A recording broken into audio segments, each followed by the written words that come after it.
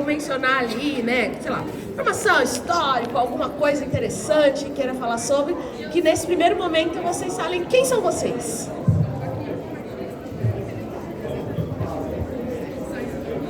Bom dia, gente. Eu sou a Ana Viviana. Eu vim lá de BH, acabei de chegar só pro evento. Falei que era internacional, tá, gente? Eu vim lá do meu país, Belo Horizonte. E eu sou professora há 5 anos. Eu trabalho na Casa dos Quadrinhos, que é um dos pontos de referência da comunidade de quadrinhos de Belo Horizonte. E também a escola responsável pelas oficinas no FIC. Eu também sou produtora da CDQCon, que é uma feira de quadrinhos Belo Horizontina também. E eu sou produtora e idealizadora da Feira Ensaio, que também é uma feira de quadrinhos com teor pedagógico, que ela foi totalmente desenvolvida e pensada para os artistas que estão querendo começar nesse mercado, de uma forma que a gente consiga dar todo o apoio possível para eles nesse começo de carreira. Eu pesquiso preconceitos do quadrinho dentro da educação brasileira, foi o tema da minha graduação agora, que eu acabei de me formar. E eu sou apaixonada por gibis desde que eu me entendo por gente. Eu acho que a minha lembrança mais antiga foi quando eu aprendi a ler. Eu tinha 4 anos e eu aprendi a ler um gibi da Turma da Mônica. Era uma historinha chamada Sansão Ai Minhas Orelhas. E eu lembro que eu saí gritando no corredor com a minha avó que eu sabia ler. Desde então, nunca mais parei. Alô, alô. Bom dia, pessoal. Meu nome é Sandro Merg Vaz. Minha alcunha artística é Sam Merg. Eu fui alfabetizado com Ziraldo. Eu não sou tão inteligente quanto tu, meu foi com 5 anos, não 4. Sempre gostei de quadrinho, mas o quadrinho ele some na adolescência. Parece que a gente tem que matar aquela criança para gerar o homem.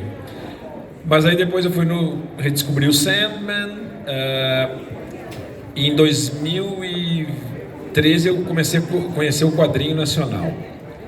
Então, a minha primeira encarnação nos quadrinhos adultos é como um apoiador. Eu apoiei muitos projetos de quadrinho. E aí conheci essas pessoas maravilhosas aí que são os quadrinistas. Um ou outro meio mala, mas o resto é maravilhoso. Se tornaram meus amigos. Aí eu fazia churrasco em casa e o pessoal dizia que era MergCon. MergCon, quando é que vai ter a MergCon? E eu fiquei com aquilo na cabeça, né? E um dia eu falei, não, vou fazer um evento de quadrinhos. E com a minha cara de pau, que eu também sou estrangeiro, gaúcho, filho de carioca, eu fui na Casa de Cultura e pedi um dia para fazer. E ele falou, escolhe um domingo. Eu peguei um domingo antes da CCXP, porque os meus amigos quadrinistas do Rio, Belo Horizonte, Nordeste, eles ficavam na minha casa, que eles chamavam de Casa dos Artistas também. E era para ser 50 pessoas o negócio, mínimo assim, e acabou tendo 200 e tantas pessoas.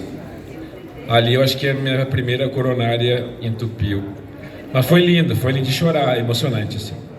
Aí depois a gente fez 2020 na pandemia, 2022 na presencial de novo. Só que nesse meio tempo os quadrinhos me deram um outro presente, que foi ter tesão para voltar a estudar. Então eu fiz o Enem em 2019, passei em pedagogia, me formei semestre passado. Então vai ser minha primeira palestra como pedagogo, né? E eu decidi que grandes eventos não geram leitores. A gente precisa fazer eventos voltados para a educação. Então, minha última iniciativa foi o Educa HQ, que ocorreu na Casa de Cultura, aí sim com 50 quadrinistas, no ano passado. Então, eu acredito que o caminho que eu vou trilhar é quadrinhos e educação.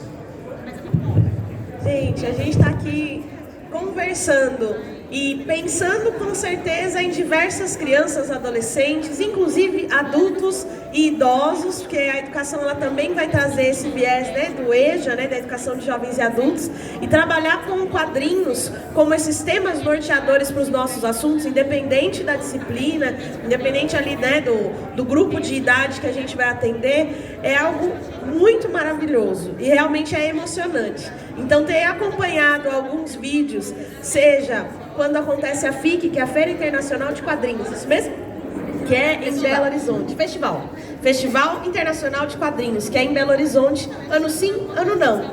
E que as crianças das escolas de lá circulam livremente pelo evento, fazem a sua aula passeio, tem ali um voucher para que eles possam comprar desses quadrinhos.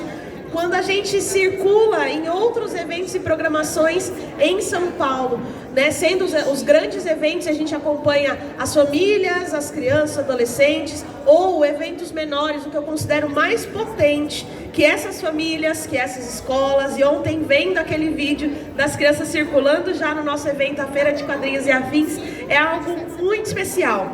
É algo que pra gente, com o coração de educador, com a gente, né, imagino que para muitos quadrinistas e artistas também é com esse coração e essa emoção de educadores, é algo espetacular. Então a gente começa perguntando para cada um de nós, e aí me incluo também, o que cada um de vocês considera sobre a educação. Pode ser algo mais geral, pode ser alguma experiência que te marque mais. Para mim é toda essa emoção e influência. Esses dias, conversando com uma colega de escola, né, uma professora também, ela falou: Ju, eu não consigo ter o mesmo envolvimento emocional que você tem com os alunos. E isso é algo que faz parte de mim, né? Assim como eu respondi para ela que faz parte de mim ter esse envolvimento. Conversar sobre questões de saúde mental, né? Em dias que de repente eu vou estar ali um pouco mais quieta ou mais triste, ou com uma situação de crise de ansiedade, ou falar abertamente sobre a depressão. E isso eu sei que é um diferencial nessa realidade que os alunos e, enfim, a sociedade enxerga a gente como só o professor, só a pessoa que está ali, termina a sua aula, parece que se pendura dentro do armário da sala dos professores e fica lá. Aí encontra a gente no shopping, no Sesc, nos eventos, fala: nossa, professora, você por aqui. Então essa questão da influência e daquilo que a gente pode multiplicar de emoções é algo que me move muito, e eu utilizo, ao invés, né, de só consumir os quadrinhos, eu utilizo esses quadrinhos, essas mensagens nas salas de aula. Aí vocês podem escolher a ordem que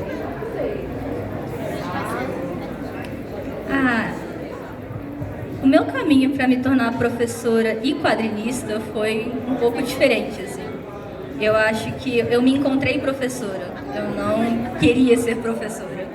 Mas durante a minha formação, antes de eu ir para a universidade, eu tive a oportunidade de ter uma aula com o Vitor Capaz, que é da turma da Mônica Laços, Valente, que é o meu quadrinho favorito. E era uma matéria sobre formação profissional, sobre o que a gente queria fazer. E eu lembro que no último dia ele olhava para cada um dos alunos e ele falava o que ele achava que cada um estaria fazendo daqui a 5 anos. E ele olhou para mim e falou: você, Nami, você vai estar fazendo quadrinho e você vai estar aqui no meu lugar. E eu virei para ele: eu não. Mas daí passou, eu me formei como técnica um pouquinho antes da pandemia. Isso, eu já era quadrinista, eu já participava de feiras, já tinha participado do FIC. Só que entrou a pandemia e eu endoidei. Eu ficava em casa sozinha, conversando com o meu cachorro, fazendo quadrinhos sozinha também. Daí teve um dia que eu estava lá desenhando, conversando com o meu cachorro, que por acaso também se chama Valente. E eu olhei para ele e ele quase me respondeu. Eu falei: eu preciso arranjar alguma coisa que vai me fazer conviver com pessoas. E por coincidência, nessa época, a Casa dos Quadrinhos, que é a escola que eu também me formei, eles me chamaram para ser monitora num curso de férias de crianças. E ali eu me encontrei, porque eu me apaixonei ali naquele momento. Eu não tive uma experiência muito boa na escola, mas eu acho que no momento que eu entrei como professora, como monitora, como estagiária no ambiente escolar, eu me tornei o adulto que eu acho que eu precisava na minha formação e eu não tive. Então, hoje, eu acho que meu diferencial de poder trabalhar quadrinhos na escola também é esse. Porque eu posso ver aquele aluno que falou: meu Deus, você sou eu quando eu tinha 12 anos, você precisa de mim, vem cá. Vamos ler quadrinhos juntos, vamos debater o que você acha disso daqui e incentivar a próxima geração a produzir. Porque se a gente não tem alguém lá na educação básica, não é só na educação universitária, que a gente também sabe que é difícil produzir quadrinho. Mas a gente precisa de alguém ali, quando você está nos seus anos formativos, falando: não, vai fundo, faz quadrinho, vai dar certo, leia quadrinhos, produza, compre quadrinhos. Porque é uma coisa que a gente quase não recebe em casa. Isso que o Sam falou de que o leitor de quadrinhos morre ali na adolescência foi muito real também. Porque quando eu tinha 12 anos, o meu pai pegou a minha caixa de gibi da Turma da Mônica, disse que eu estava muito velha para ler gibi, e deu tudo pro meu tio que tinha 55 anos na época. Então por que eu estava velha demais eu não sei até hoje. Mas foi ele que ele criou um monstro, porque no momento que ele tirou os quadrinhos de mim foi quando eu comecei a fazer os meus quadrinhos. E também nunca mais parei. Bom, vamos Primeira coisa, Jus, essa coisa do sacerdócio do professor eu acho que é um grande problema que se tem, né? Porque na Finlândia, assim, eles também têm esse amor pelas crianças, mas eles ganham 20% menos que um médico, né? Então, eu acho isso muito prejudicial para a saúde mental dos professores. E o que possibilita de você trabalhar em um turno só, não se matar ali entre um monte de escola e lugares. Exatamente, né? Então, eu acho isso muito ruim. É muito importante tu falar da saúde mental, tá? É uma coisa que não se fala. Algumas pessoas sabem que eu estava em depressão em 2019 e que fazer a Butantan Gibicon me tirou da depressão. Então, essa é uma questão importante, né? Me tirou da depressão e me levou para a pedagogia, né? E temos aqui uma jovem, né? Uma um pouquinho menos jovem e um bem velho, que sou eu. Então, o meu perfil de trabalho vai ser outro. Tu continua com as crianças, que eu vou para os professores. Então, a minha missão, né, é fazer formação de quadrinhos nacionais independentes para professores. Tá? Tudo que não seja quadrinho mainstream é o que eu pretendo fazer, tá? Principalmente no EJA, que é o objeto de estudo do meu TCC, que é Paulo Freire, quadrinhos e EJA. Tá? Então acho que a gente pode fazer um trabalho em várias frentes, né? Porque evento de quadrinho, nem a CCXP, nenhum evento de quadrinhos do planeta forma leitores. 2, 3. Né? Vai formar gente que gosta de super-herói. Mas leitor mesmo, não. E forma compradores, né? Só, consumidores. Consumidores, né? Colecionadores, é verdade. Colecionadores também. Então, acho que quadrinhos e educação é um tema muito amplo, né? Mas pensando nas frentes que a gente pode atuar, nós três, assim, a gente se complementa. Mas o que me preocupa mais é definir quadrinho é relativamente fácil. Mas definir o que é educação e qual educação que a gente quer, esse é um tema que mais me interessa. E aí ficam vários questionamentos e a gente, como professor, a gente é o questionador, a questionadora da situação. A gente não consegue se manter quieto ou dizer que sempre foi assim e assim vai continuar.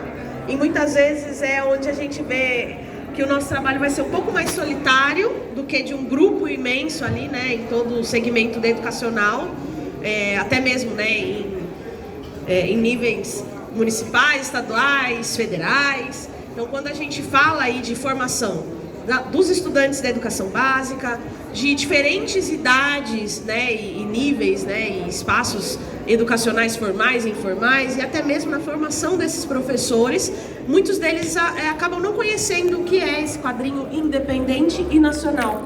Ou mesmo nesse intervalo, né, da criança que vai ler o gibi, e muitas vezes, nesse momento da adolescência, eles já são aí captados pelo mangá, pelo anime.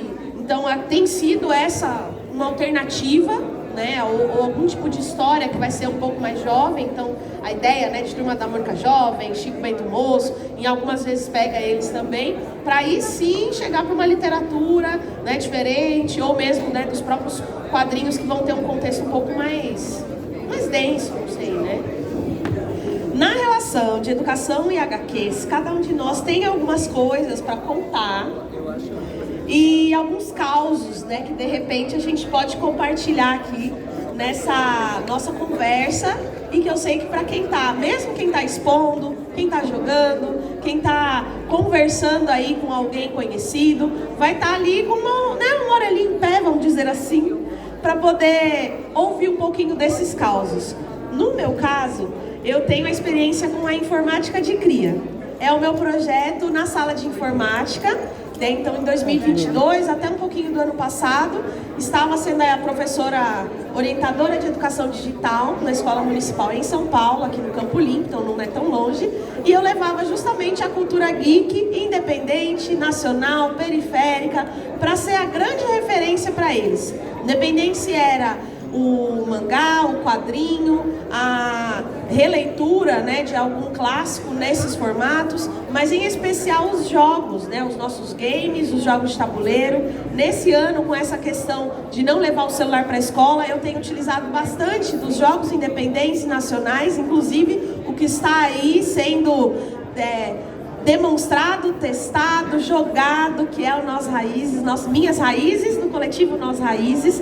E os nossos alunos, eles têm se divertido, aprendido, entendido ali que não estão sozinhos. A gente precisa desse coletivo, desse momento com outras pessoas, se divertindo, entendendo melhor algum assunto. Então, tudo aquilo que vai ser compartilhado, seja no momento do recreio, seja em uma outra aula diferenciada ou em um outro ambiente da escola, geralmente os outros professores mais tradicionais já falam, isso daí já é ideia da Ju, isso daí já, né, de levar no cinema, fechar uma sala de cinema para os alunos poderem assistir um filme que vai trazer uma referência para eles, que é o Homem-Aranha no Aranhaverso. Então, que muitos se identificaram, que alguns fizeram o seu cosplay adaptado ali com itens de reciclagem, de que a gente vai elaborar ali algumas outras propostas diferentes daquilo que se propõe nos grandes eventos ou nesses eventos, né? Eu achei muito interessante a gente falar disso, que formam colecionadores, formam compradores, e não necessariamente alguém que vai ler ou vai querer em algum momento fazer um quadrinho, né, com as suas histórias, ou montar um game ou um jogo de tabuleiro. Quando a gente leva esses profissionais na escola, também é importante, porque, nossa, você é um desenvolvedor de games, você que montou esse jogo de tabuleiro, como foi quando a gente conseguiu ter a presença do Bruno, que é um dos idealizadores e do coletivo Nós Raízes, né, do jogo Minhas Raízes, está sendo jogado aqui, e que os alunos puderem conhecer quem que montou esse jogo, quais são as ideias. Temos aí, né, uma demonstração, aí, um papelzinho. Então conheçam o jogo, joguem também, conheçam, conversem com essas pessoas, incentivem essas outras, né, as crianças, adolescentes, e isso não tem limite de idade, os adultos, os idosos, as pessoas que são aí queridas e que de repente já tem um comecinho de ideia para um jogo, para um game, para um quadrinho, para uma ilustração. Então não deixe de sonhar. De cada um de vocês, não sei se vocês têm algum caso ou de repente só conversar um pouco sobre essa relação aí com os quadrinhos, com o seu trabalho, com o dia a dia. Eu acho muito engraçado isso, você falar que tem um professor que também é desenvolvedor de jogos. Porque isso é uma conversa que eu tenho frequentemente com os meus alunos. Porque eu falo, gente, eu também sou quadrinista. Eles falam, não, você é professora. Não, eu sou professora e quadrinista. Por que eu não posso ser as duas coisas? E eles ficam em choque de que você pode ser mais de uma coisa ao mesmo tempo. E eu acho que esse é um balanço muito difícil de encontrar também, principalmente para quem está na educação e também tem alguma outra coisa que você tem muita paixão sobre. No meu caso é a arte e os quadrinhos. Perdão. Porque é um balanço muito difícil. A gente sabe que a educação é uma coisa que te consome muito. E que no momento que você está ali, você se faz muito necessário. E que você tem que conseguir saber medir o quanto que você consegue se entregar ali, sem deixar de lado também aquilo que é importante para você. E foi muito de procurar esse lugar que saiu o meu último quadrinho, que se chama Diário de Classe, que é baseado exatamente no meu diário. Eu tenho um diário que eu anotava tudo que acontecia no meu dia a dia, fosse alguma coisa engraçada que aconteceu, alguma coisa assim. E eu fazia isso em quadrinhos. O jeito que eu penso, eu falei até disso um pouco no meu TCC também, eu penso em quadrinhos. Então, eu não vejo... Isso é uma discussão que estava tendo muito na internet no passado, mas quando eu visualizo alguma coisa, eu visualizo ela na estética de quadrinhos. Então, eu visualizo balões, eu visualizo onomatopeias. E quando eu entendi esse meu jeito de pensar, foi quando a minha produção de quadrinhos também ficou muito mais fácil. Porque no momento que eu faço esses registros também, me ajuda muito a lidar com o dia a dia escolar. Então, se está acontecendo alguma coisa, alguma situação que me faz colocar as mãos na cabeça, eu fico... Nossa Senhora, isso vai dar uma tirinha muito boa depois. Isso me ajuda também a lidar com esse dia a dia escolar, que também é desgastante. E também, além de me incentivar a criar, me deixa... Eu nunca fico sem inspiração. Então, poder misturar esses dois mundos é uma fonte muito boa de inspiração para mim. A escola nunca tem uma rotina, né? O ambiente escolar nunca tem. Você só vai. O que vai acontecer e o que provavelmente vai virar uma tirinha, a gente nunca sabe. Bom, eu me formei recentemente, tenho pouca experiência em sala, exceto TI, que eu dei treinamentos durante uns 20 anos da minha vida. Então já era um educador, já era freiriano, eu só não sabia, né? Mas eu trago um recorte assim, de o que é ser um cara de TI que descobriu a pedagogia, né, que leu coisas de humanas que nunca tinha lido. E para mim a educação, ela, depois de ler, sem brincadeira, acho que umas 10 mil páginas, assim, a educação, as pessoas acham que é algo, assim como o professor é uma entidade, não é uma pessoa, a educação é algo, é assim, é isso aqui, educação. Todo mundo acha que educação é assim. Não, entendeu?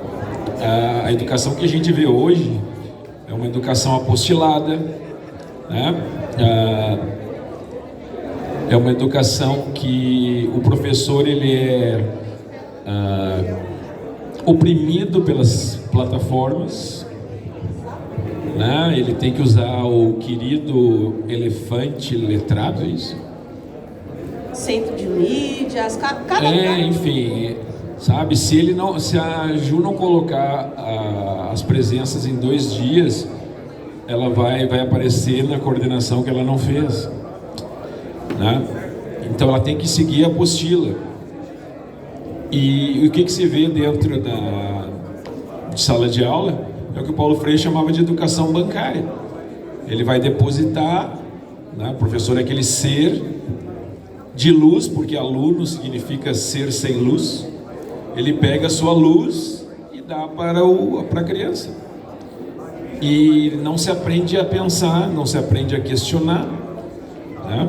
Então, para quem conheceu o mito da caverna, assim, a caverna toda deve ter umas bilhões de cavernas no mundo e cada uma é do tamanho do Morumbi, por exemplo. Pouca gente sai da caverna. Por quê? Porque não aprendeu a pensar, não aprendeu a questionar, não aprendeu a ter uma visão diferente, né? Eu chamo as pessoas, hoje em dia, elas terceirizaram o pensamento. O cérebro não é mais dela. É tipo um tipo de apocalipse zumbi, assim, só que vem pela televisão, vem pela internet, né? ChatGPT. Então a minha experiência ela não é muito alegre e colorida, assim, mas é para isso que eu, dos 49 aos 53 que eu tenho hoje, decidi que a minha vida 3.0 vai ser dedicada a isso, né? E eu sou um pouco mais radical, né? Porque é que velho já é uma coisa chata, né? Mas assim, não gosto da palavra geek, porque envolve outras coisas, porque eu sou do tempo que nerd era quem mexia no computador, nem tinha super-herói, né? Eu comecei a mexer com 11 no computador.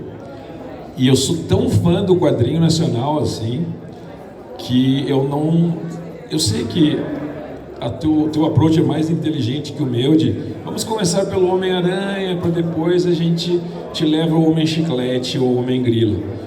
Eu não.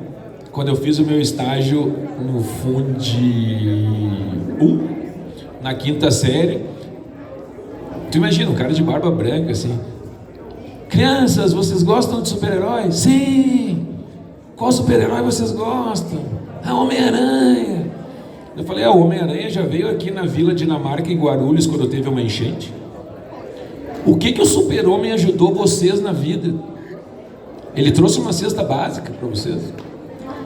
Então eu já vou, é meu estilo meio elefante, sabe? Meio pedalando, assim.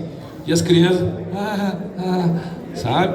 Eu falei, não, o tio tá brincando, tá? Mas eu acho que tem que ser feito que nem ela faz. Começa com, sabe, uma coisa que eles gostam e a gente vai mostrando outras coisas. Não precisa ser radical que nem eu sou. Deixa ele molhar os pezinhos antes de jogar eles lá no meio do lago. Então, mas precisa de todas essas visões. Então, né? Exatamente, quando precisar de uma visão mais radical, me chamem. Vocês mencionaram algumas pesquisas e TCCs. Eu queria que vocês falassem um pouquinho sobre esse processo da pesquisa, o assunto, né? Nas formações de vocês, provavelmente teve um momento ali de estágio. O Sam até já falou um pouquinho, né? Qual turma? Então, 5º ano, que são as crianças que estão ali muito ligadas e conectadas a tudo, são criativas, mas que se a gente não conseguir direcionar essa criatividade, para eles vai ser só um reprodutor de dancinhas e vídeos e falas de memes, né, em sequência, sem ser algo crítico. Então, dentro das pesquisas, do TCC, mas também, né, daquilo que você encarou como um processo de pesquisa prático, o que foi o tema e o que vocês foram entendendo ao longo dessa conversa, dessa pesquisa, dessas leituras? Eu me formei agora em licenciatura em artes visuais, então eu me formei como professora de artes e a minha pesquisa toda foi em cima de quadrinhos, porque eu sou uma pessoa extremamente teimosa e a minha experiência na universidade foi que a minha primeira aula na universidade, em 2020, eu tive 5 dias de aula antes de fecharem tudo e eu cheguei lá caloríssima no meu primeiro dia de aula, com brilhinhos nos olhos, sentei na minha carteira, a professora perguntou para todo mundo o que a gente queria fazer. Eu falei, eu quero fazer quadrinhos. Ela olhou nos meus olhos e me disse, você nunca vai fazer quadrinho e você nunca vai ser feliz. Daí, a coisa que eu... Olha, acho que foi mais do que o que você seria. E isso já estava na universidade. Foi cruel. E nesse momento eu olhei para ela e falei, você vai ver. O que eu mais vou fazer nessa universidade agora é quadrinho. E foi. Desde então, tipo, tudo que eu podia enfiar quadrinho, eu fiz. Se eu tinha que pesquisar museu, eu ia pesquisar o Cartoon Art Museum de São Francisco. Se eu tinha que fazer uma crítica, eu ia fazer uma crítica de algum quadrinho. Eu consegui convencer uma professora minha que um review da Amazon, do Valente, do Vitor Cafage, era uma crítica artística, e era uma crítica artística ruim. Eu entreguei quadrinho para um tanto de matéria diferente, assim, tudo que eu podia fazer, eu fiz. E eu encerrei o meu TCC falando. E agora eu estou mostrando para ela que o que eu mais fiz foi quadrinho e ser feliz, às vezes. Porque a universidade deixou tudo muito difícil. Mas, dentro do meu processo de formação, eu também tive que fazer alguns estágios, e o meu processo foi um pouco diferente, porque eu tive experiências desde o ensino básico, então desde crianças do primeiro e segundo período, de 4 a 5 aninhos, até o ensino médio. Então eu convivi com todas as faixas etárias. E o que eu acho muito legal é que todas elas têm alguma ligação com o quadrinho. E uma coisa que me surpreendeu muito é que não só os super-heróis, eles não aparecem tanto. Quem aparece mais são os mangás hoje. E eles têm acesso muitos a quadrinhos brasileiros, a mangás brasileiros. E isso vem muito da internet. Porque com o Instagram, o Facebook e a webcomic, eles têm acessos a quadrinistas nacionais. Então, isso é uma coisa que me surpreendeu muito, principalmente dos mais velhos. Mas dentro do ensino infantil, que são as crianças que ainda estão no processo de alfabetização, eu acho incrível como que eles já se apropriam da linguagem dos quadrinhos no desenho. Assim que eles vencem a garatuxa, eles já vão para o quadrinho. Eu acho isso muito incrível. Eu tenho alunos que eles não sabem escrever, mas eles fazem balãozinhos de fala, e dentro do balãozinho de fala tem outro desenho que é para explicar o que o personagem está falando. E isso é sensacional. E uma coisa que eu percebi é que não tem uma sala de aula de educação infantil no Brasil que não tem uma caixa de gibi. É uma caixa de gibi rasgada? Com certeza. Mas tem alguma história completa ali no meio. E é Turma da Mônica. Você não vê gibi de super-herói, você não vê gibi da Disney nessas caixas de gibi. E é uma literatura nacional. Com ressalvas, claro que Turma da Mônica é uma coisa que é tipo, tão englobante que... Às vezes eu chegava na sala de aula para dar aula de quadrinhos, eu falava, gente, quem gosta de ler quadrinho? E 1, 2, levantava a mão. Daí, quem gosta de Turma da Mônica? E todo mundo levanta a mão. Porque a Turma da Mônica para eles não é quadrinho, já está tão engravada na nossa cultura que eles não veem a Turma da Mônica como um quadrinho. E claro que tem multimídia hoje, mas assim, eles ainda têm um contato muito grande com o gibi. E eu acho isso fenomenal. E assim, é ver crianças que não sabem ler, mas no momento que eu desço com a caixa de gibis, eles ficam lá fascinados, horas, olhando para as imagens, e eles entendem a história. Porque o quadrinho tem essa coisa de ele ser do imagético e do textual. Então, por mais que eles não entendam ainda o texto, eles conseguem entender o contexto pela imagem. Isso é sensacional. E isso estimula muito eles a querer aprender a ler também. Foi assim que eu aprendi a ler. Eu adoro falar, gente, foi mal. Eu quero ser sua aluna. Eu fico até triste, assim, porque elas falam tudo animado e eu venho trazer o lado sombrio, né? Equilíbrio, pronto. E quando eu falo velhote, o pessoal me olhou, o pessoal mais velho me olhou com a cara assim. É porque eu não era nem pra estar vivo, gente. Eu estou com 53 e eu operei 2 vezes o coração, então eu estou rindo, né, de mim mesmo e feliz por estar aqui. Vamos lá. Nos estágios, eu sempre fui uma pessoa curiosa. O que eu fazia? Primeira coisa, eu ia na biblioteca. Onde estão os quadrinhos? Cara, dava de tudo, assim, dava de uma depressão profunda de não ter quase nenhum quadrinho e só a Turma da Mônica. Nada contra a Turma da Mônica. O problema é só ter a Turma da Mônica, né? Em outros, os quadrinhos, eles não estavam juntos, sabe? Eu achei uma grande sacanagem, assim, estavam todos os quadrinhos separados, assim, não conseguiam se unir, assim, numa prateleira, né? Eu vi 120 exemplares de Angola Janga que eu acho que nunca foram usados. E que o professor, eu peguei uma cópia, fui na sala dos professores, comecei a ler, e o professor falou: nossa, o que é isso? Eu falei: é um quadrinho. Ah, mas do que? Palmares, né? E tal, brasileiro, Marcelo de Salete, um cara ótimo. Eu perguntei: qual é? O senhor é professor do quê? História e Geografia. Eu falei: oh, então isso aqui é para o senhor. Onde é que eu acho isso? Na porra da biblioteca, 120 exemplares. Então não é assim, gente, o trabalho educacional é muito maior. Tu tem que treinar o professor, né? Abrir a mente dele com os quadrinhos independentes, porque tem turma. Quem conhece a turma do Chachado, levanta a mão.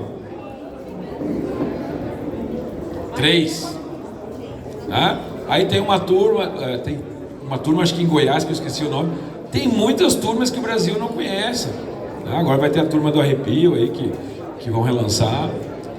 Enfim, o trabalho é muito grande, porque o professor tem que saber que existe, o bibliotecário, que é uma figura inexistente hoje, né? O pessoal não sabe o que tem de quadrinhos na escola e não sabe como usar, né? Então, o que eu pensei, a minha humilde contribuição? Eu peguei as imagens dos quadrinhos, ou sem balão, ou sem texto dentro do balão, e utilizei as mesmas para problematizar algum tema gerador que o Paulo Freire, não foi só ele, mas ele meio que encampou essa ideia há mais de 50 anos. Tá? E eu tive essa visão porque o Paulo Freire, ele pediu para um artista plástico chamado Brenan fazer umas pranchas, é até difícil de explicar, né? Que era antes mesmo da pessoa ser alfabetizada, ela tinha que ter uma autoestima melhorada. Ele começou a tentar introjetar o conceito antropológico de cultura nessas pessoas, dizer que elas sabiam, elas tinham conhecimento prévio, entendeu? Que elas não eram pessoas ignorantes, um quadro em branco. Tá? E aí eu tive a sorte de pegar uma prancha dessas, não a prancha, porque a prancha foi roubada pela ditadura militar, nunca mais apareceu. Uma foto dela e a HQ Carolina. E eu juntei as duas. Eu falei: cara, isso aqui é uma prancha do Brenan. E aí o que eu fiz? Eu parei de ler a HQ. Olha que contraponto. Por quê? Porque eu tinha que olhar as imagens, eu não precisava mais ler a HQ. Eu pegava as imagens, eu peguei Carolina, eu peguei Angola Janga, eu peguei Pavilhão do HQ Univos, eu peguei Coleta do Pedro Vó, eu peguei Garrincha, né, do Bono e do Fabiano, e para cada uma delas eu pensei um tema gerador, né, baseado na BNCC, que eu odeio, mas a BNCC, ela dá força para o quadrinho. Então, acho que a maioria não sabe, assim, o quadrinho está na legislação, tem uma coisa chamada parâmetros ECN, né? Curriculares nacionais, acho que foi a primeira vez que apareceu o quadrinho. Depois veio o LDB, Lei das Diretrizes e Bases, fala em quadrinho. E na BNCC, que é a mãe de todos os currículos engessados e apostilados, fala muito em quadrinho. Então, o currículo da cidade, que é da Prefeitura de São Paulo, fala em quadrinhos. Então, se a gente está com a força da lei, como ele não é usado na sala de aula? Mas ele é usado nas aulas de geografia, nas aulas de português. Não, é que tu vem de outro país chamado Minas Gerais. É na prova, quando tem uma Mafalda numa prova. pra você interpretar uma tirinha do Armandinho, tem uma charge geopolítica ali, e um quadrinho como forma artística. Só com aquela tirinha chata da prova. São duas coisas. coisas. E aí você não vai ter leitura. Belo Horizonte, ela vem de Belo Horizonte, gente. É outro país dos quadrinhos, tá? E a segunda que elas falaram é correto, tá? Na matéria que eu fiz com o Paulo Ramos, Quadrinhos e Educação, ele mostra esses exemplos assim, de que um quadrinho do Armandinho, da Mafalda, é usado para falar do aposto da língua portuguesa. Ou seja, é pérolas aos porcos, sabe? Tu pega uma tira maravilhosa, ao invés de explorar toda aquela riqueza, tu, não, essa palavra aqui é um verbo. Você tira elas de Parabéns contexto para quem também. então, sabe? Então tem muito trabalho a fazer, gente, para a gente fazer com que o quadrinho nacional seja valorizado como ele merece. A gente não deve nada para os americanos, gente. Tá? Não deve nada para ninguém no planeta, tanto em termos de histórias como em termos de arte. Né? O que a gente é colonizado e a gente tem que fazer um trabalho, acho que de alguns séculos, né, para voltar a ser o Brasil com as suas riquezas. Né? A gente não precisa de nenhum super-herói de fora, entendeu? Tamanhas riquezas que nós temos. É uma experiência muito engraçada quando você mostra, nem que seja um mangá brasileiro ou então um quadrinho brasileiro, e a pessoa fica lá fascinada, tipo, nossa, quem que fez isso aqui? Foi fulano de tal, ele mora ali na rua de trás aqui da escola. E eles não têm noção disso. Que demora. Isso que tu falou é ótimo. Assim, eles amam HQ, mas assim, não, HQ eu não gosto, eu gosto de mangá. Começou errado. Segundo, eles leem coisas acima da faixa etária deles, ninguém fala absolutamente nada, mas agora, se o Júlio lá, com o super-herói dele, mostrar qualquer coisa errada porque é brasileiro, ele vai ser preso, entendeu? Mas o mangá não vai ser. E quando tu fala que o Max Andrade foi premiado no Silent Mangá, o Atalessa foi premiado, eles, o que? Brasileiro faz mangá? Brasileiro faz quadrinho? Por quê, gente? Porque eles só veem... Primeiro, eles não devem achar o Maurício de Souza brasileiro, né? Porque eles... Brasileiro não faz quadrinho. É parte, que nem ela falou, né? Então, o que acontece, na minha visão, é que o mercado de quadrinhos, 95% é detido por uma editora e 3 coisas. E 2 gêneros. Turma da Mônica e Super-Herói. Ziraldo está desaparecendo do conhecimento das crianças. Ziraldo, que é um gênio. Isso não é muito triste? As crianças conhecem mais o desenho animado do Menino Maluquinho do que o quadrinho do Ziraldo hoje. O que vai ser do futuro do Brasil se as pessoas não conhecem o Ziraldo? Sabe? É preocupante. Sandro, o Sombrio. Mas que temos aí o Sandro Sombrio fazendo as formações para os professores e levando, sendo do seu acervo, ou mesmo ali quando, em alguma formação que também levo ali, né, alguns quadrinhos, falo dessas sugestões, como utilizar em sala de aula. Eu percebi que em mais eventos que tem os seus membros dos artistas Alley, nomes diferentes, né, que colocam ali para essa exposição dos trabalhos dessas pessoas, que se coloca uma plaquinha, né, de alguns temas. Então isso também é importante, e aí é um recado, né, para essas pessoas que são aí os quadrinistas, nossos artistas, de repente até, né, nos jogos de tabuleiro ou nessa mediação dos jogos e dos games, para entender o que, né, de repente esse professor ou professora que está, enfim, sobrecarregado, né, não tem esse tempo para olhar a biblioteca ou dialogar com professores de outras disciplinas para poder fazer essa intermediação, né? Eu consigo trabalhar tal assunto com tal quadrinho, com tal mangá, com tal jogo, com tal game, né, jogo digital ou analógico, com esse tipo de conversa. Hoje em dia a gente tem, né, no ensino médio estadual, a questão lá dos projetos de vida, né? Então acaba tendo ali alguns momentos que poderiam ser discussões e críticas muito importantes, mas estão sendo ali utilizados para outro tipo de ideia, outro tipo de conversa. A formação, ela também tem lugar nos eventos de vocês, né? Nos eventos que vocês produzem, no Educa HQ, ou mesmo na Feira Ensaio. Posso começar dessa vez? Porque eu ouvi ela falar, a primeira coisa, eu não vou falar do cansaço, da exaustão dos professores, tá? Porque eu vou chorar.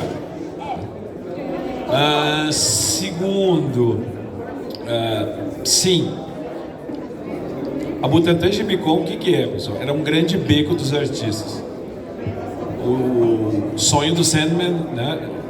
O sonho é o elemento dele, o meu elemento é um beco dos artistas. É onde eu me sinto bem. Se eu fosse milionário, eu ia, acho que, viajar o mundo inteiro. Toda semana eu ia estar num beco dos artistas diferente. Porque é um E aí lugar não é que um beco, vai ser a avenida inteira, né? Então, perfeito. Só que daí num evento de educação, onde a gente trouxe turmas do Fundium, educação infantil e EJA lá no Educa HQ, eu não posso chamar de beco dos artistas. Então a gente chamou de escola dos artistas, né, que fica mais bonitinho. E uma das preocupações, a gente sempre teve o beco, a gente sempre teve os painéis, as falas, sempre teve, né? E tinha oficinas de Biblioteca Balão, sempre nosso parceiro, né? Uhul! Só que o que a gente fez dessa vez? A gente embasou as oficinas na BNCC. Porque se alguém perguntar, o que essa oficina faz? Tá aqui, filho, tá na lei, né? As palestras a gente não colocou na BNCC porque a gente não sabe o que as pessoas vão falar, tipo eu, né? Mas o mais importante é que tinha formações, né? O meu querido professor Paulo Ramos, eu no hospital, ele falou: Sandro, eu esqueci, o que eu tenho que fazer no teu evento? Eu falei: o senhor prometeu condensar a sua matéria de um semestre em 8 horas. Ele falou: será feito. E foi feito. Ele e a Tina Curtis eram os homenageados do evento. Teve formações de estudiosos, mestrandos sobre quadrinhos indígenas, com o Levi, que é um quadrinista dos povos originários, né? E assim foi, tinha acho que umas 6 formações, foram 11 palestras, 50 artistas. E Letícia, me socorre, quantas oficinas foram? 50, 20? Foi uma porrada de oficinas, sendo que uma que mais me marcou, 20, 10? Não, 10 por dia, né? Mas enfim, uma coisa que eu jamais vou esquecer, as crianças vibrando, porque nem sempre a gente acerta. É muito lindo uma oficina de aquarela, de nanquim, é maravilhoso. Mas quem bolou, e o nome dele se chama Deco Ribeiro, ele bolou uma construção de joysticks de papelão, joysticks estes que funcionavam, e ao término da construção dos joysticks, eles inventaram um jogo baseado em São Paulo dos Mortos, do Daniel Esteves, que aparecia e funcionava o joystick. Gente, vocês precisam ver a gritaria das crianças, e todos saindo rindo, felizes. Eu falei: gente, isso... Eles nunca mais vão esquecer São Paulo dos Mortos, entendeu? Tem zumbi em São Paulo, eu não posso nem dizer onde eles estão, né? Mas, enfim, tem muito zumbi em São Paulo e é muito divertido quando a gente consegue trazer o lúdico, né, até uma questão maker, né, que é bem moderna. Enfim, acho que é isso aí, né? Já estamos fazendo bastante coisa na raça. O Sandro vai falar que eu sou muito mimada, porque eu sou de BH, mas eu sou mesmo. E a gente tem o FIC, que é o melhor evento de quadrinhos. O que é FIC? Que é assim, se vocês puderem conhecer um dia, gente, vão no FIC, porque é um universo à parte. E o FIC, desde o começo, ele sempre teve uma campanha muito grande para relacionar o festival com as escolas, com a educação. Isso foi parte da minha pesquisa do meu TCC também. Eu fiquei mandando e-mails com a organização do FIC até 5 horas da manhã, tinha dias. E o Daniel Werneck, que estava na minha banca de TCC também, ele fez parte da organização do FIC. E o FIC, assim, ele tem várias ações, não só oficinas, que são dadas pela Casa dos Quadrinhos, que é a escola que eu trabalho hoje, e que eu acompanho o trabalho de produção das oficinas e tudo mais, e eu posso falar que é sensacional. São professores que eu tive, algumas oficinas eu ajudei a administrar também, é muito maravilhoso. O FIC, ele tem um programa muito grande de visitação escolar, igual vocês tiveram 3 turmas visitando ontem que me contaram. No FIC, ano passado, a gente teve mais de 40 turmas. Então, durante os dias são ônibus e mais ônibus chegando, daí sai um grupo de crianças, já chega o próximo, daí vem a EJA à noite, e vem, tipo, crianças de todas as idades circular pelo festival. E assim, a minha principal recomendação para quem tem mesa no FIC é: leva um saco de bala, senão as crianças vão saquear a sua mesa, e tá tudo bem. Elas estão lá para conhecer a mesa, eles têm que deixar mexer, têm que deixar ver com a mãe dele não tá ali para impedir.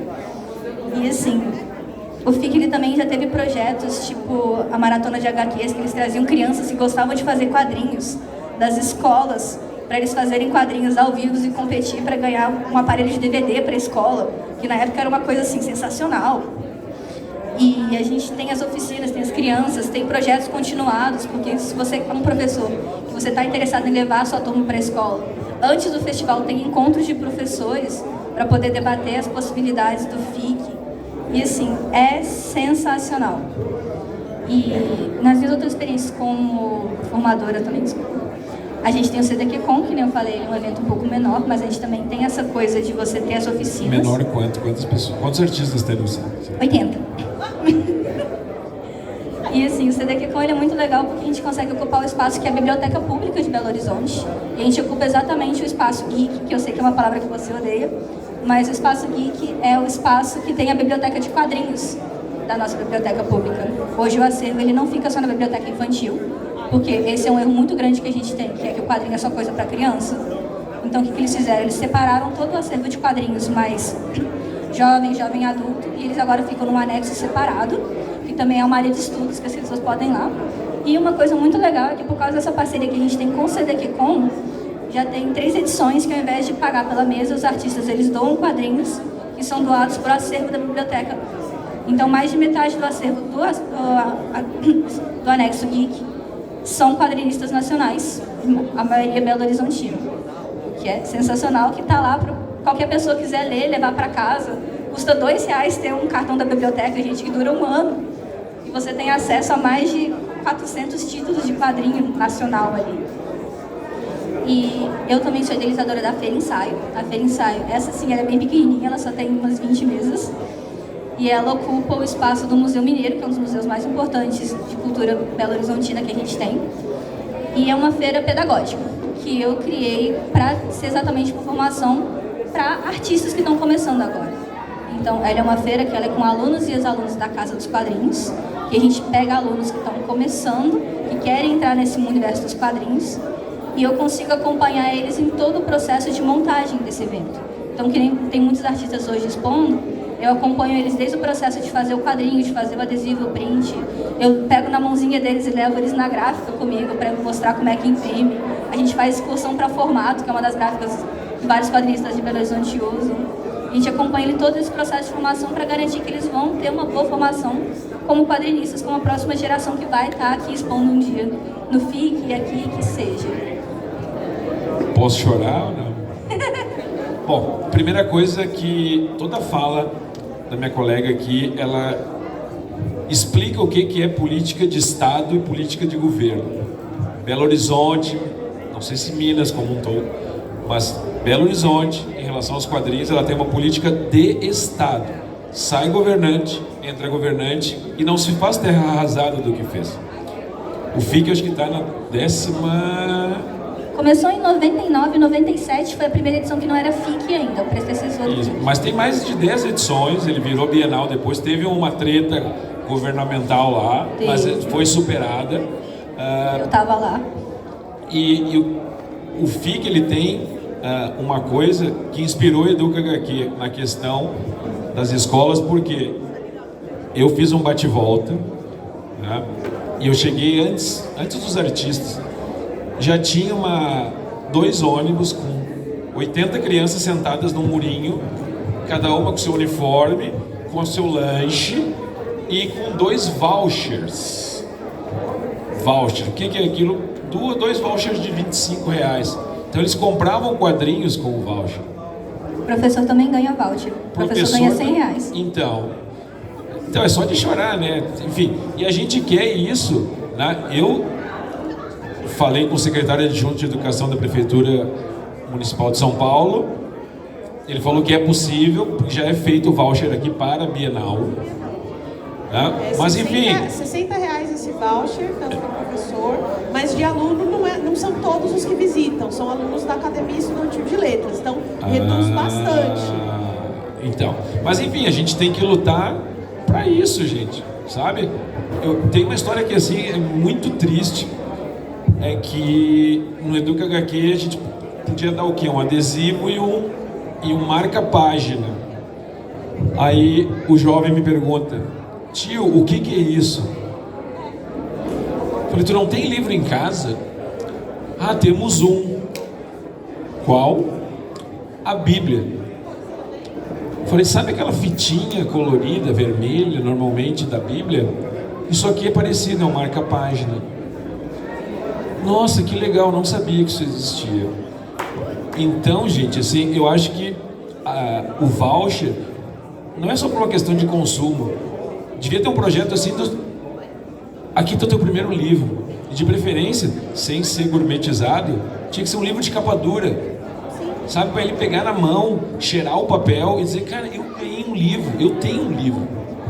Pessoas que, já pensou? Que tem a gente que é privilegiado. do tema do livro, Exato. ou que tenham vários para que ele escolha, né, que tenham assuntos que se identificam com eles. Então, no projeto Minha Biblioteca na Prefeitura de São Paulo, eu fiquei muito feliz quando eu vi aquele de capa dura do Emicida, ou o livro lá do Sobrevivendo no Inferno, e os alunos, né, que já sabiam que esses livros existiam, porque eu levava o meu de casa e deixava na informática.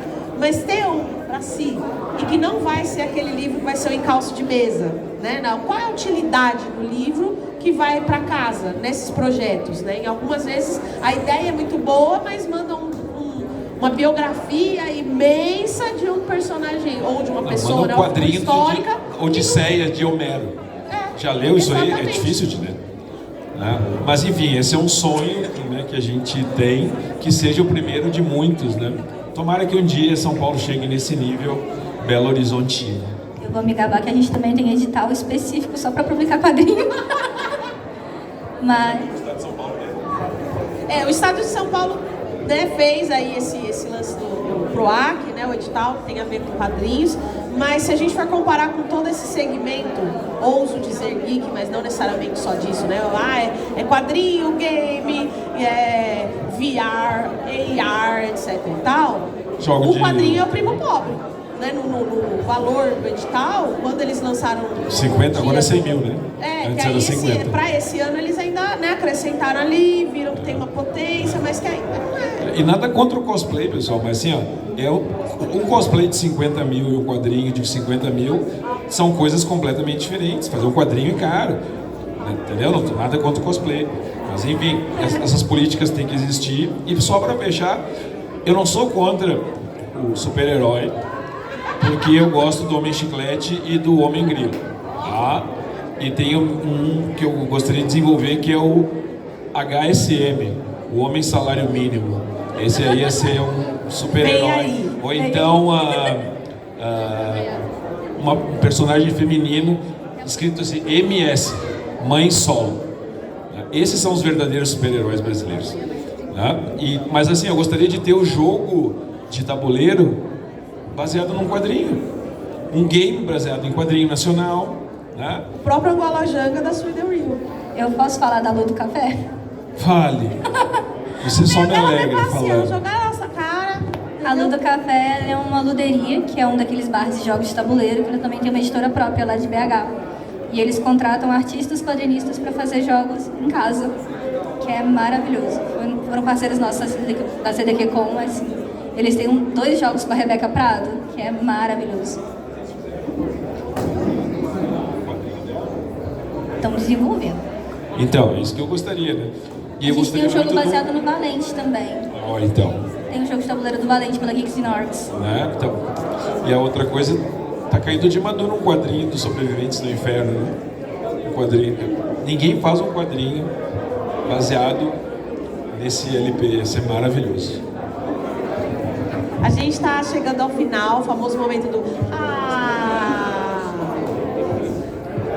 Temos alguns adultos circulando pela feira, sendo junto aí com algumas crianças, adolescentes, ou não, de repente você pode ser alguém que não necessariamente é um familiar, ou um cuidador, cuidadora, ou um educador, uma educadora, mas pode ser alguém que vai influenciar na leitura desses quadrinhos independentes e nacionais. Então, deem recados de vocês, falem sobre alguém ali da mesa, ou a sua mesa mesmo. Esse último recado ali pra gente fechar, também é esse incentivo, dividindo com os adultos que estão circulando pela feira, um pouquinho mais sobre o quadrinho independente nacional.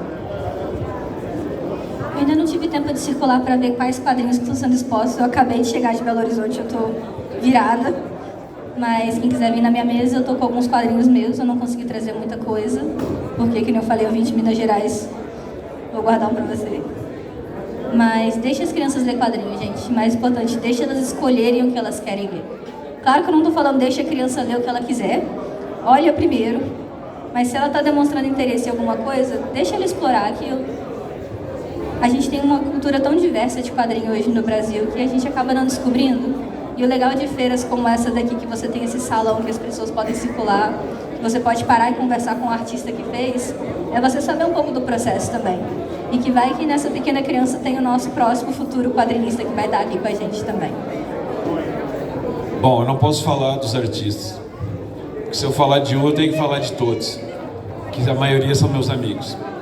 Mas a dica que eu dou para quem está passeando na feira é olhe com as mãos.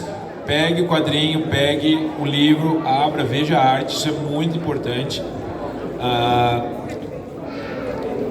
Eu sempre faço uma aposta com pessoas que gostam só de super-herói e mangá. Elas dizem, essa tua feira aí, esse Butantã de Bicons, só tem brasileiro. O que tu quer apostar? Quer apostar R$100 que tu sai daqui com algum quadrinho brasileiro? Eu nunca paguei os R$100. E a maioria das pessoas, elas vinham com uma pilha de quadrinhos dizendo, cara, eu encontrei mangá, eu encontrei super-herói, eu encontrei... Porque o quadrinho brasileiro é muito rico, gente. É muito rico, tá? E ele vai de um menino de 9 anos que eu encontrei na Feira Literária Morim de Lima. Tinha uma mesa assim, tipo essa escrita assim, Pedro Hortolã. Eu falei, eu não conheço esse quadrinista. Aí peguei meu celular, né? Pedro Hortolã. Daqui a pouco chega ele, 9 anos. E ele tinha 20 quadrinhos, os originais dele, assim. Eu falei, gente, 9 anos, tá? Tem um mastrote aqui, 50 anos de carreira, tá? Eu tive o prazer de trazer na primeira Butantã o Valmir, que fazia o Fantasma, tá? Então tem muito talento que a gente nem conhece, sabe? E cada dia, falando de pesquisa, né? Às vezes um autor leva o outro, é um inferno, porque tu acaba, né? Fica assim, pô, eu quero ter um pouco de... Falta estante. Exatamente, né? E vou deixar meu recadinho final, assim. Vai na mesa do Marcos Venceslau ali, que ele nunca fala com ninguém, ele é sempre muito tímido, tá? E se algum professor tiver aqui, algum diretor de escola quiser uma formação do uso de imagens de quadrinhos como temas geradores freirianos, eu vou ter o maior prazer em retribuir um pouco do que eu ganhei na minha faculdade pública, tá? E divulgar os quadrinhos, que é a minha missão. Gente, que mesa linda, quanta fala poderosa. É um prazer imenso, uma alegria assim, contagiante de a gente dividir esses assuntos, essa conversa. E tem recados? Perguntas. Recados. Você me empresta seu microfone? Você já... Primeiramente, bom dia a todos. Venho aqui fazer uma notícia de última hora. Estava planejando de lançar um jogo de cartas com personagens de quadrinhos nacionais. Porque na Educa HQ eu cheguei lá e essa pessoa aqui estava 100% pilhada, como todo organizador de evento fica, não é mesmo? E eu estava trabalhando nesse jogo naquela época já. E o pessoal da Gibiteca Balão, que está lá no fundo, a Letícia virou para mim e falou: a gente está com alguns jogos de personagens nacionais, de quadrinhos nacionais. E a gente está precisando de mais coisas assim. Você também falou isso. A gente está precisando de mais coisas assim. E eu estou muito feliz de poder anunciar que o jogo vai ser de fato lançado hoje, porque deu tempo de chegar. Então, a gente vai ter mais jogos de cartas e coisas de quadrinho nacional. E isso só reforça o que a gente está falando lá no camarim. Nossa, tinha até comido no camarim, primeira vez. Isso é muito importante. Muito chique, me convidem mais. Que eles falaram, o quadrinhos em afins, né? Que se inspirou no Butantã de Bicon, que se inspirou no FIC. Então, são eventos que não visam ao lucro, e sim a divulgação, né? Não cobram mesa dos artistas. O FIC não cobrava também, mas agora tem que cobrar. Cobra, mas enfim, né? E por isso que eu estou aqui, gente. Todos eles são gratuitos, é isso que é engraçado. Sim, todos são gratuitos. Todos os eventos que a gente citou, todos eles têm entrada gratuita, isso é um diferencial imenso. Porque no momento que você não precisa pagar 25, 30, 50, 150 reais contratar, sobra mais dinheiro para você comprar quadrinho. Exatamente. Então, uma vida longa, todas as feiras, principalmente a Quadrinhos e Afins. Esperamos estar aqui no ano que vem com mais novidades de educação e quadrinhos. Me chamem mais vezes, o lanche estava muito gostoso. Sem dúvida. Quero finalizar com uma poesia também. Terra fértil. Periferia é terra fértil para quem sabe o que plantar. Mesmo com sementes de revolta, quando se aduba consciência, se rega democracia, brota identidade, florescem oportunidades. A colheita é o respeito, música, poesia, esporte, arte, transformação. Como círculo virtuoso, a paz é a reprodução. Mas se ao contrário, plantar e cultivar a semente do mal, do ódio, do preconceito, da violência, da injustiça, colheremos a morte prematura e ervas daninhas como o racismo, a xenofobia, a miséria, o abandono e a desigualdade social. Cabe a nós, então, semear, regar, cuidar, colher as sementes que darão das flores da indignação os frutos da revolução. Essas sementes que estão sendo plantadas por cada um de nós aqui presentes, com certeza vão florescer aí em muitas outras pessoas e que seja aí um futuro glorioso, brilhante, espetacular. Muito obrigada, gente. Palma para nós. Aí esse é o momento que a gente vai na frente do palco, tira uma foto ali, aí vocês marcam nós, tá?